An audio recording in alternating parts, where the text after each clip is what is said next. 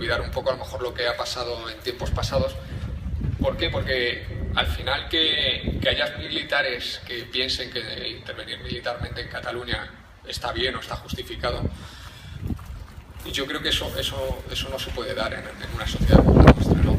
Porque, entre otras cosas, intervenir militarmente en Cataluña, yo siempre digo que el mejor de los escenarios es que no pasara nada, que entráramos aquí con todos nuestros carros de combate, nuestros helicópteros. Bueno, el carro de combate estaría bien porque así lo utilizaríamos, ¿no? Hemos gastado un dineral y mira, por lo menos lo metemos en Cataluña y nos lo pasamos bien, ¿no? Traemos el avión de transporte, el submarino que no flota también lo podemos poner aquí cerca y tal, pues bueno, aunque no flote, pues tampoco pasa nada, ¿no? Lo cierto es que aunque no pasara nada, estamos hablando de algo catastrófico, ¿no? Porque las imágenes de la CNN, y ya no estoy hablando de Cataluña, ¿no? Las imágenes de la CNN, de la BBC dando la vuelta al mundo con los militares españoles aquí, serían tremendas, pero para España estoy hablando, ¿no? Y por supuesto para Cataluña, la sensación de desafecto y de odio que se generaría en esta situación, no pasando nada, sin un tiro, sin nada, sería tremendo, ¿no? Entonces yo no entiendo cómo todavía hay en este país personas que piensan que eso está bien o que si hay que hacerlo se hace, ¿no? Independientemente, ya digo que no estoy entrando en el trasfondo del problema que hay aquí en Cataluña, ni cómo se tiene que resolver, ni cómo no estoy entrando ahí. Pero creo que sería bueno que esta mentalidad cambiase, ¿no?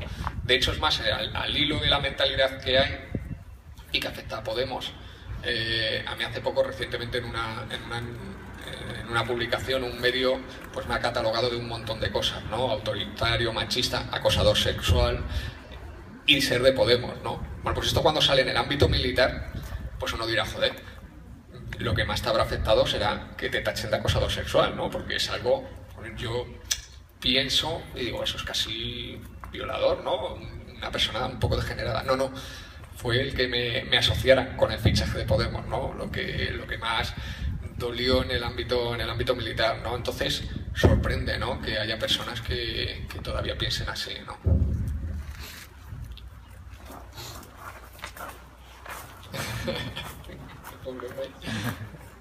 Hola, buenas.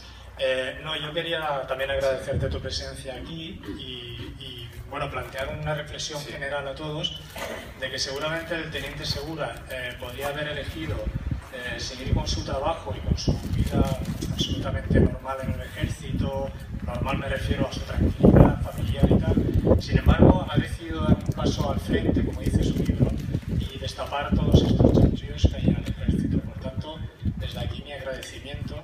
Creo que en un campo tan desgastado como es el ejército, yo creo que representas el germen de alguna florecilla que hay por ahí, y gracias por tu actitud.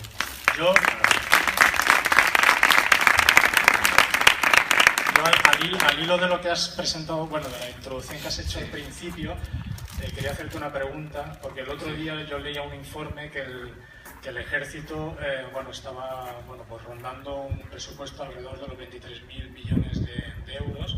Has hablado de 40.000, yo ahora ya me pierdo. Sí. Yo la pregunta en concreto es si la defensa de España nos tiene que costar tanto. Muy buena, muchas gracias, me parece muy buena pregunta, y además yo creo que es una pregunta que me extraña que no se haga más. Quiero decir, normalmente hay mucha indignación cuando se ven los presupuestos del Ministerio de Defensa, ¿no? Que el año pasado fueron 5.767 millones de euros. Hasta en la calle te aplaudo. Sí, vale. Estos vienen a agredirme seguro. No, digo, son los encapuchados de Podemos. Bueno, pues son 5.767 millones de euros. Cuando esto sucede se suele montar un escándalo. Joder, ¿cuánto dinero se dedica a defensa? Además, me sorprende que después la ciudadanía no quiera auditar esas cuentas, ¿no? No quiera saber dónde van esos 5.767 millones de euros. Que, además, muy bien hecha la pregunta, que ni siquiera son 5.767 millones de euros, ¿no?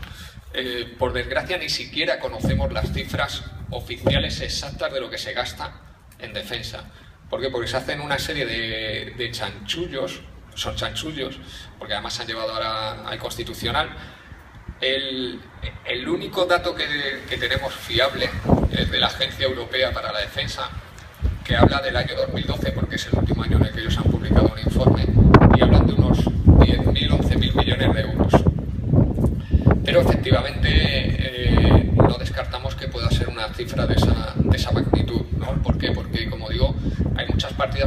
presupuestarias que se falsean o que se meten en otras partidas presupuestarias para que no contabilicen como gasto en defensa. El gasto en defensa, como digo, oficial mínimo, estamos hablando de 10.000 y pico millones de euros en el año 2012. Seguramente en el año 2014, este año, sea algo superior a esos 10.000 millones y pico. Y aparte hay una serie de cantidades presupuestarias que no entran, como son los 3.500 millones de euros que cuestan las clases pasivas y los órganos, por ejemplo, autónomos del Ministerio de Defensa. Este año han estado contabilizados en 1.150 millones de euros. Todo esto va sumando, ¿no?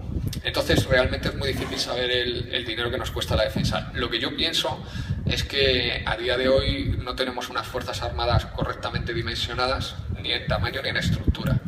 ¿Por qué? Porque en tamaño tenemos unos 130.000 componentes y, bueno, habría que hacer un estudio muy serio y muy riguroso al respecto, pero con toda seguridad con menos de 70.000 componentes sería suficiente. ¿Por qué digo con menos de 70.000 componentes? Y seguramente con 50.000, pero con menos de 70.000 seguro. Porque este año la cantidad de militares que nosotros tenemos en el extranjero son 2.200 militares. Entonces, evidentemente, para mantener 2.200 militares en el extranjero no necesitas tener 130.000. ¿No? Eso ya es el sentido común. Y aparte, evidentemente, reducir el número de componentes de las Fuerzas Armadas a la mitad supondría también reducir el número de compras a la mitad, sería reducir los gastos a la mitad, reducir muchas partidas presupuestarias a la mitad y, por supuesto, sería muy importante que en esta reducción de efectivos de Fuerzas Armadas que tenemos que hacer, pues redujésemos el número de oficiales que tenemos que reducir, porque si no, no estamos haciendo nada, ¿no? Si al final lo que hacemos es reducir soldados, mal vamos, ¿no? Para hacernos una idea, en la Guardia Civil a día de hoy hay un 87% de guardias civiles o soldados rasos. En las Fuerzas Armadas el porcentaje de soldados es del 33%. Yo creo que cualquiera se puede hacer una idea de que algo no funciona, ¿no? Entonces sí, efectivamente, hay un gasto tremendo y, como digo, estamos seguramente hipotecando el futuro de las siguientes generaciones con estos gastos desorbitados en material y en recursos que no necesitamos.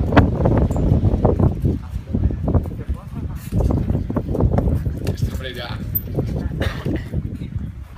Ay, Luisito, aquí tengo el libro. Está leído de arriba abajo 2 o 3 veces. Todo está perfecto.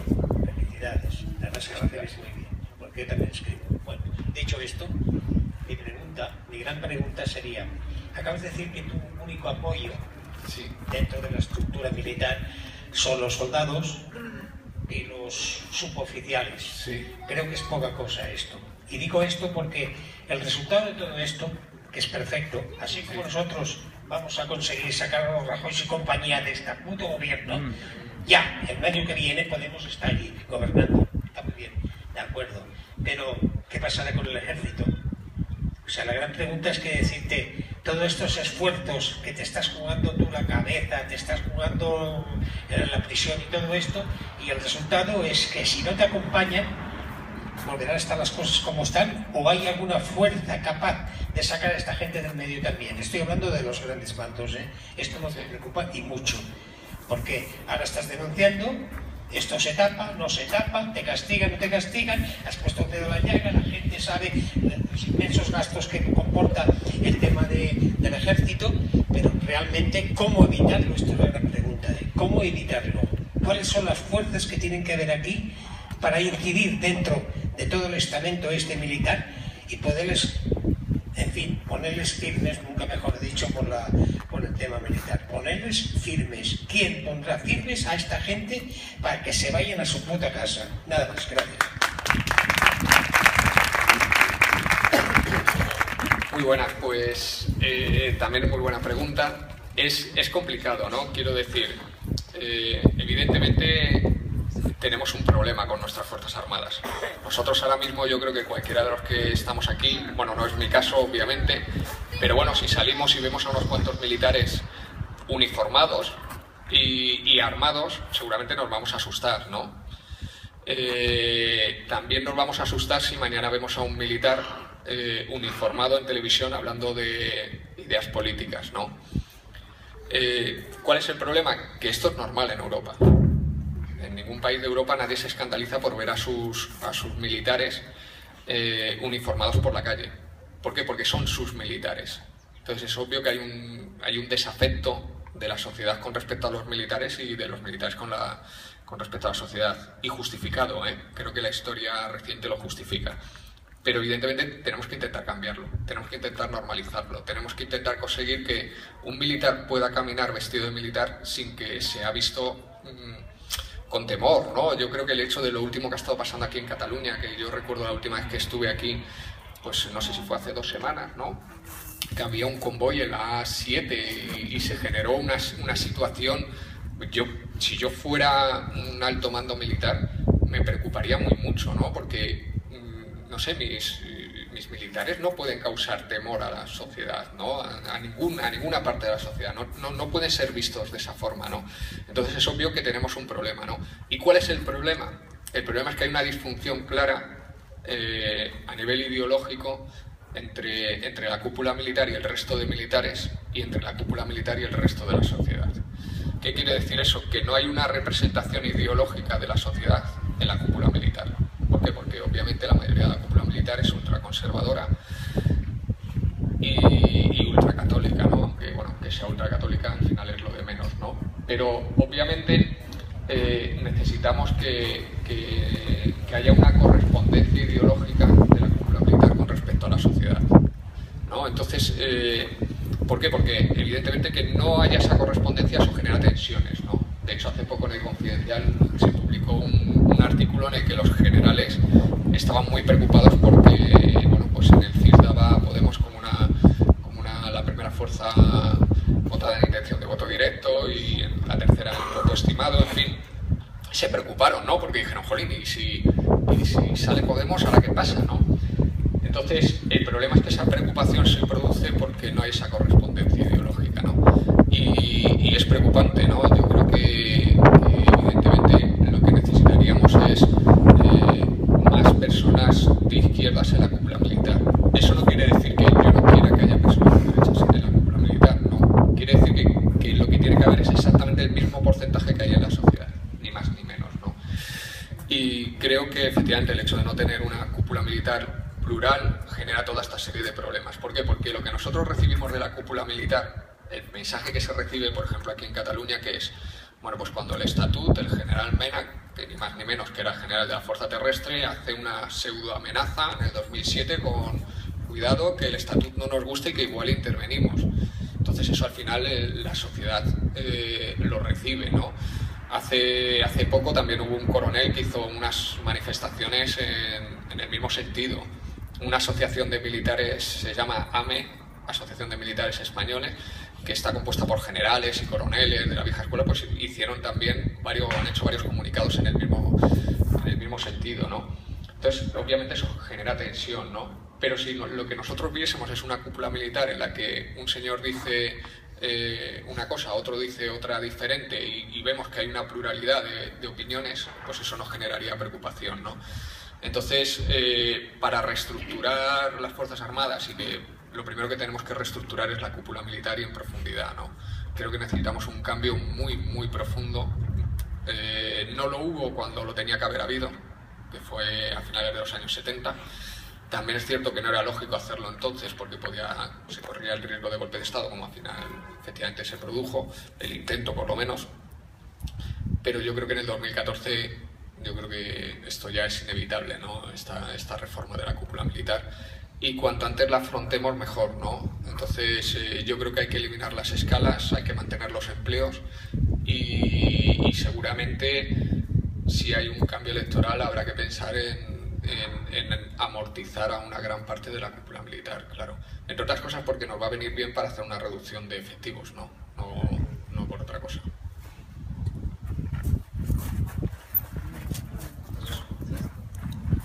Hola, buenas.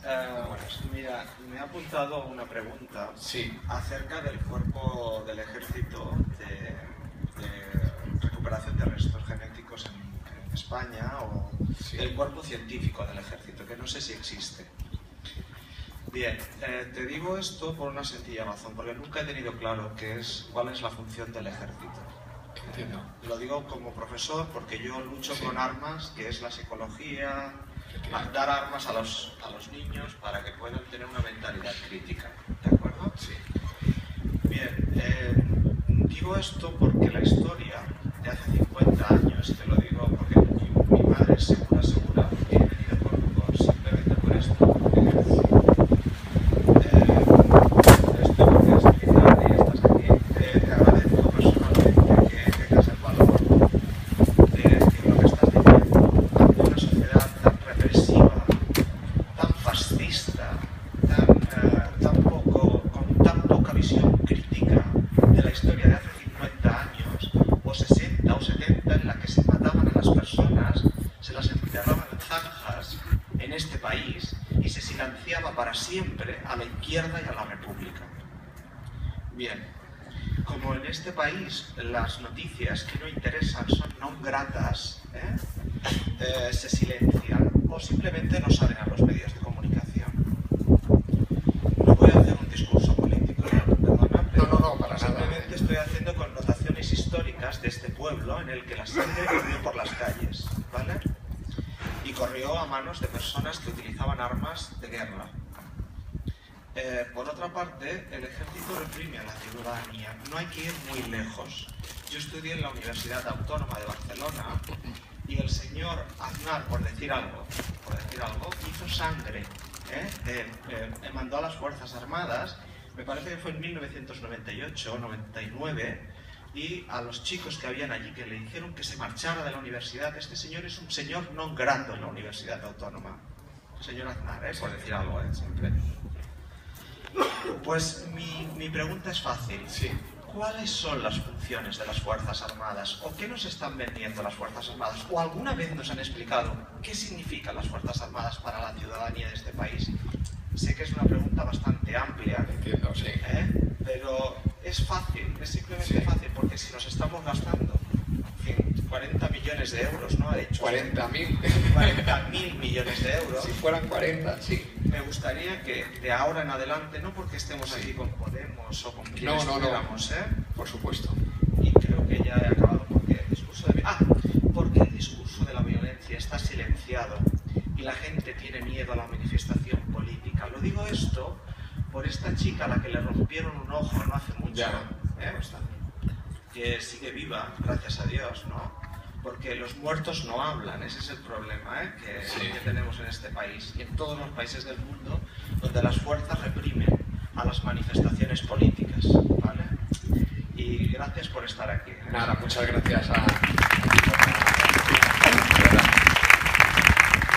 Pues esta es una muy buena pregunta, ¿no? Esto me lo han preguntado mucho. Bueno, ¿para qué necesitamos Fuerzas Armadas, ¿no? ¿Queremos Fuerzas Armadas? Yo creo que sí necesitamos Fuerzas Armadas. Otra cosa es que, como digo, haya que dimensionarlas bien, tener un gasto óptimo. Yo soy militar, pero también soy ciudadano. Entonces creo que hay gastos que están muy por encima de la defensa nacional, ¿no? Creo que gastos en educación, en sanidad, son demasiado importantes como para no ser tenidos en cuenta. Seguramente la solución sea caminar hacia unas Fuerzas Armadas supranacionales, es decir, unas Fuerzas Armadas europeas, con lo cual, uniendo todos los ejércitos de Europa, necesitemos muchos menos componentes para hacer lo mismo que estamos haciendo ahora, lógicamente, y quizá ese sea el camino. Otra cosa es que, evidentemente, pues los egoísmos de todas las naciones, pues como podemos ver en el día a día, nos impiden avanzar hacia una verdadera unión en el seno de Europa. Pero yo sí creo que las Fuerzas Armadas son necesarias, porque, bueno, a mí me gustaría que no lo fueran, ¿no? Que todo fuera tan fácil, pero no lo es. Al final uno piensa, por ejemplo, y bueno, esta pregunta me la hace un profesor, o sea que uno piensa en, por ejemplo, lo que ha pasado en Persia, Irak, Irán, en los últimos 30 años, en los avatares geopolíticos, y se da cuenta de que efectivamente hay gran parte de lo que está pasando en Oriente Medio que es culpa de Occidente, ¿no? De lo que se ha estado haciendo ahí. Pero bueno, es innegable que a lo mejor a día de hoy el Estado Islámico la única solución que tiene es es una intervención militar, ¿no? Otra cosa es que esta intervención militar se haga de una forma legal, se haga de una forma informada. Yo no soy partidario de intervenir militarmente en Irak, en Afganistán o en donde se intervenga engañando a la ciudadanía, ¿no? Creo que ese es uno de los grandes problemas que tenemos, ¿no? Que a la ciudadanía se la engaña en muchas ocasiones y que no hay una verdadera transparencia de lo que hacen las Fuerzas Armadas, ¿no? Yo siempre digo que el ciudadano tenía que poder entrar en los cuarteles y los periodistas exactamente igual cuando quisieran, ¿no? Porque los cuarteles son suyos, ¿no? Y los militares están a su servicio. Entonces hay una gran opacidad en este mundo, ¿no? Militar. Y desde luego si vamos a Afganistán o a Irak, como hemos ido a un conflicto bélico, hay que explicárselo a la ciudadanía. A la gente hay que decirle, señores, vamos a ir a Irak o vamos a ir a Afganistán a hacer esto, por esto y por esto.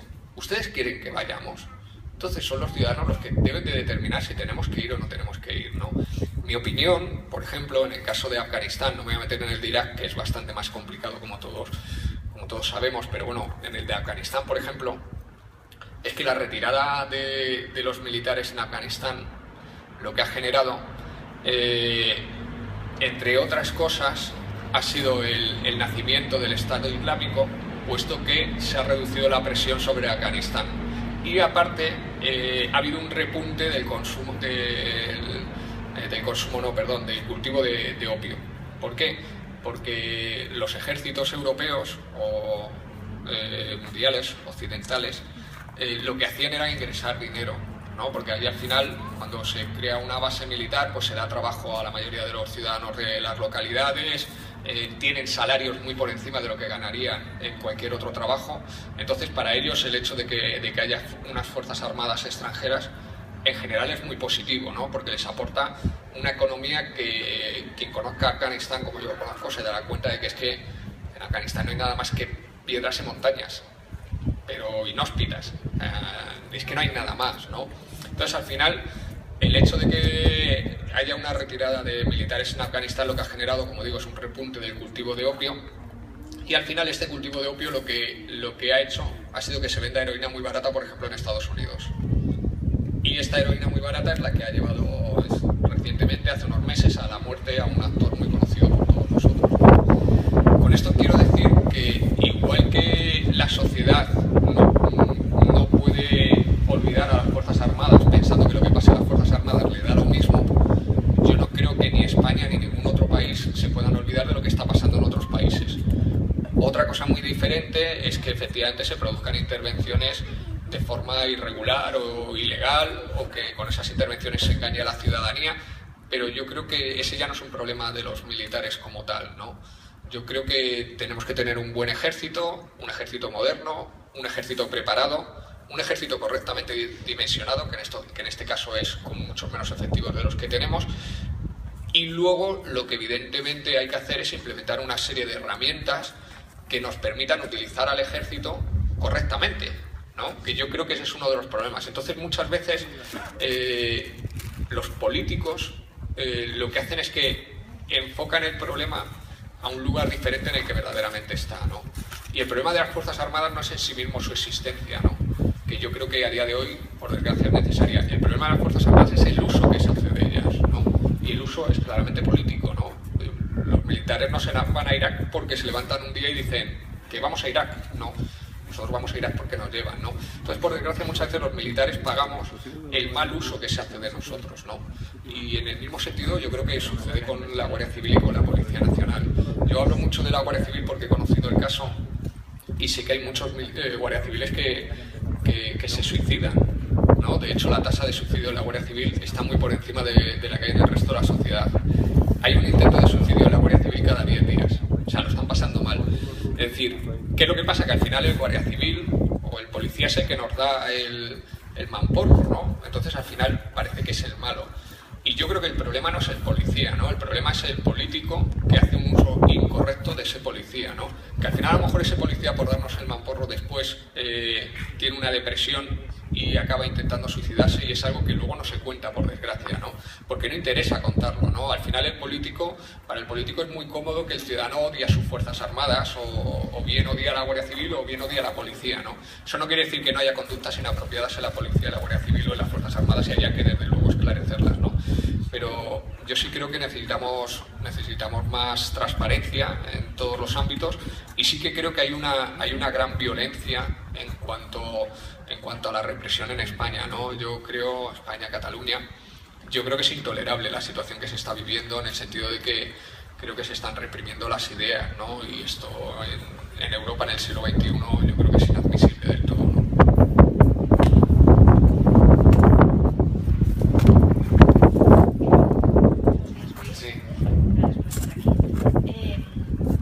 Desconozco si antes de la publicación del libro tú ya habías hecho algún tipo de manifestación o de denuncia. Lo que sí que queda claro es que el nacimiento del libro o la publicación del libro viene obviamente facilitada por el hecho de que tú tienes una inquietud literaria y una capacidad de narrar, porque si no supongo que ni Piluca, ni Oscar, ni Mario hubieran apostado más allá del contenido del libro por la publicación del mismo.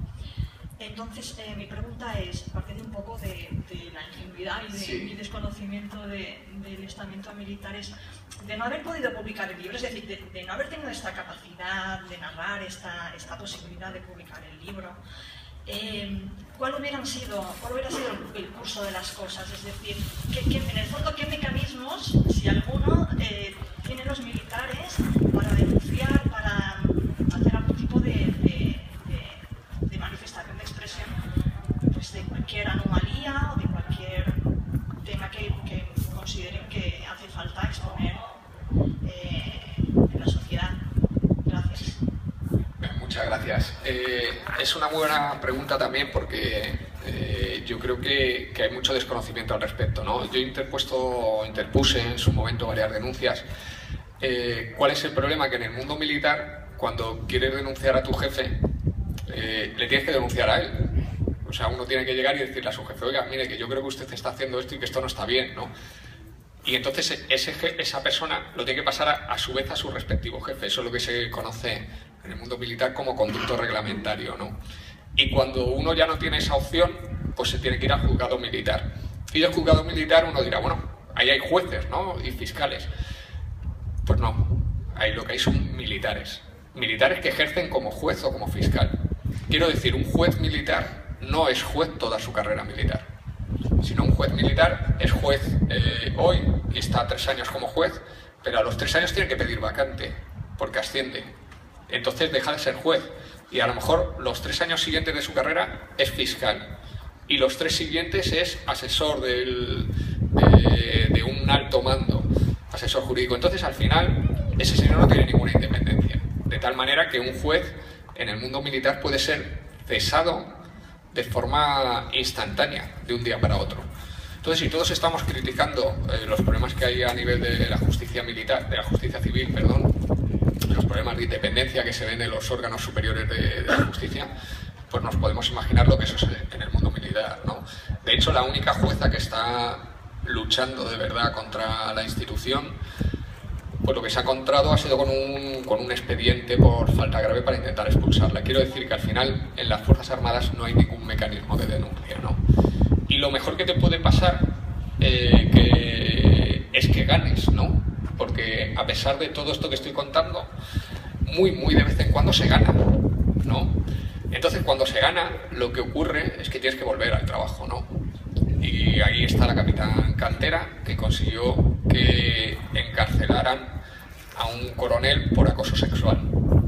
¿Qué es lo que pasa? Que este acoso sexual, este señor que había acosado sexualmente, fue condenado casualmente, porque esto es siempre casualidad, a 2 años y 10 meses. Si lo hubieran condenado a 3 años, habría dejado de ser militar. ¿Qué es lo que ocurre? Que con 2 años y 10 meses, este señor estará 2 años y 10 meses en una cárcel militar, cobrando, y cuando salga, seguirá siendo militar. Pero aparte de eso está la capitán que ha conseguido esta condena. Bien, pues la capitán que ha conseguido esta condena, entre otras cosas, porque es quizá la única apariencia que guardan las Fuerzas Armadas, es el de la mujer, por un lado, y el de las agresiones físicas, por otro. Todo lo demás les da exactamente lo mismo. Tuvo que volver después al trabajo y se encontró con un coronel que era compañero de promoción del coronel que había encarcelado. Entonces, ¿qué es lo que empezó a pasar? Bueno, pues que esta persona tenía un 9,8 en sus calificaciones y de repente, no sé si le pusieron un 4 o un 5. Y de repente le empezaron a negar todo tipo de accesos a cualquier petición que ella hiciera. Pero es que ya en el máximo de los escándalos, que a mí me parece algo escandaloso, le imputaron un delito que en el ámbito militar es deslealtad, que viene a ser algo así como mentir de forma intencionada afectando al servicio. Y uno se preguntará, joder, ¿en qué mintió esta persona, no? Bueno, pues es que parece ser que cambió un permiso de vacaciones y con eso pretendían imputarle un delito de entre 6 meses y 6 años de cárcel. Bueno, pero es que no contentos con eso, cuando esto llega al tribunal, bueno, pues esta capitán dice, oiga, mire, todo esto es mentira, ¿no? Y el juez le dice, bueno, sí, me parece muy bien, pero nosotros aquí nos damos mus y pasamos de investigar esto. Bueno, pues la capitán se gasta un dinero en un perito y al final efectivamente consigue demostrar que ni siquiera había cambiado ya los permisos, sino que había firmas falsas. Bien, evidentemente allí el juez, y nadie se queda tranquilo, dice, no, esto que lo investigue la Guardia Civil a ver si es cierto. Bueno, pues los peritos de la Guardia Civil demuestran que hay firmas falsas, ¿no? Y que ya no ha cambiado los permisos de vacaciones, ¿no? Entonces uno dirá, hombre, pues a quien le ha imputado este delito se le caerá el pelo, ¿no? Bueno, pues a quien le ha imputado este delito, que es un coronel, o era un coronel, evidentemente pues se abren diligencias contra él, porque es imposible no hacerlo. Y en una sentencia histórica, porque va a entrar en el récord de los Guinness, este señor es imputado y desimputado en un plazo inferior a un mes. ¿Por qué? Porque casualmente 2 o 3 días después de ser desimputado es ascendido a general. Es decir, como había que ascenderle, pues lo imputamos, quedamos bien, le desimputamos, le ascendemos y aquí no ha pasado nada, ¿no? Entonces, claro, en el mundo militar no hay ningún tipo de justicia, ¿no? La justicia lo que busca siempre es proteger a la institución. Entonces, en el caso de este coronel, lo que hace es, bueno, pues le imputamos para que vea que le hemos investigado, pero en menos de un mes le desimputamos para que ascienda a general y nosotros hemos cumplido, ¿no? De hecho, hace poco yo creo que hemos sufrido todos un varapalo, porque yo creo que este es un palo para todos los ciudadanos, pero también para los militares, ¿no? Porque este tipo de decisiones después nos hacen mucho daño a los militares, que después tenemos que convivir con los ciudadanos como ciudadanos que somos, ¿no? Y todos hemos visto las imágenes, o yo creo que igual se han visto, de unos militares apaleando a un iraquí en una base militar, ¿no? Bueno, pues resulta que el tribunal militar ha resuelto que ahí no hay delito porque no se sabe si ese señor era o no era un terrorista, ¿no? Entonces, claro,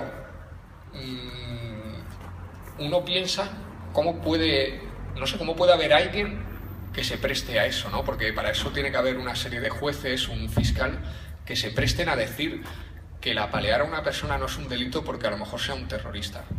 Mira, a mí me da exactamente lo mismo que ese señor fuese o no fuese un terrorista, ¿no? Yo creo que hay una serie de derechos humanos que siempre se deben de respetar y yo creo que es muy importante que la ciudadanía hubiera visto que a esas personas se las castiga de forma severa, ¿no? Porque al final el que haya conductas inapropiadas, igual que el que haya corrupción, es inevitable. O sea, eso no lo podemos evitar. Pero lo que sí podemos hacer es sancionarlo de forma muy dura, ¿no? Y a mí, sinceramente, como militar, me indigna y me avergüenza que a esos señores no les hayan metido en la cárcel.